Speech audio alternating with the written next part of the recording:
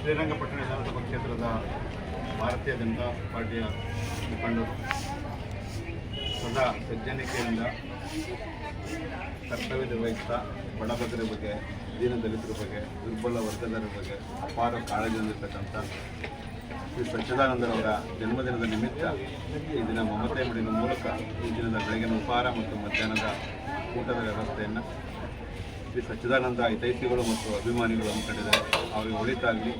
ಮಮತೆ ಮಡಿನ ಮೂಲಕ ಜನ್ಮದಿನದ ಶುಭಾಶಯಗಳನ್ನು ಕೊಡ್ತಾ ಈ ಒಂದು ಕಾರ್ಯಕ್ರಮಕ್ಕೆ ಸಚ್ಚಿದಾನಂದ ಹಿತೈಷಿಗಳು, ಆಪ್ತರಾದಂಥ ಶಶಿರವರು, ದೇವನಹಳ್ಳಿ ಗ್ರಾಮ ಪಂಚಾಯಿತಿಯ ಮಾಜಿ ಅಧ್ಯಕ್ಷರಾದಂಥ ಆತ್ಮೀಯರಾದಂಥ ಶ್ರೀಯುತ ಮಹೇಶ್ ಅಣ್ಣವರು ಮತ್ತು ಮನು, ಹಾಗೆ ಎಲ್ಲ ಸ್ನೇಹವೃಂದದವರು ಶ್ರೀ ಸಚ್ಚಿದಾನಂದವರಿಗೆ ಒಳಿತಾಗಲಿ ಎಂದು ಪ್ರಾರ್ಥಿಸಿ ಈ ದಿನ ನೊಂದ ಬಂಧುಗಳಿಗೆ ದಾಸೋಹ ವಿತರಿಸುವ ಮೂಲಕ ಅವರಿಗೆ ಶುಭ ಹಾರೈಸಿದರೆ ಎಲ್ಲರೂ ಕೂಡ ನಾನು ಧನ್ಯವಾದಗಳನ್ನು ಅರ್ಪಿಸ್ತೇನೆ ಮತ್ತು ಸಚ್ಚಿದಾನಂದವರಿಗೆ ಜನ್ಮದಿನ ಶುಭಾಶಯಗಳನ್ನು ಕೂಡ ಕೊಡ್ತೇನೆ.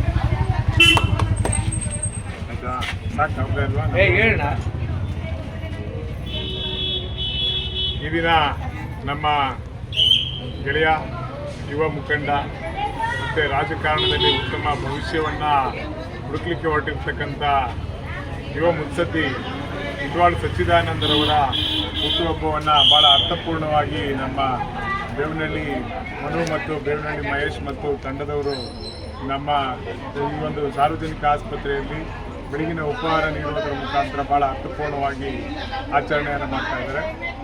ಮುಂದಿನ ದಿನಗಳಲ್ಲಿ ನಮ್ಮ ಗೆಳೆಯ ಯುವ ಮಿತ್ರ ಸಚ್ಚಿದಾನಂದರವರ ರಾಜಕೀಯ ಜೀವನದಲ್ಲಿ ಯಶಸ್ವಿಯಾಗಲಿ, ಅವರಿಗೆ ದೇವರು ಆಯುಷು ಆರೋಗ್ಯ ಕೊಟ್ಟು ಇನ್ನೂ ಕೂಡ ಸಾರ್ವಜನಿಕ ಜೀವನದಲ್ಲಿ ಒಳ್ಳೆಯ ಹೆಸರು ತಗೊಳ್ಳಿ.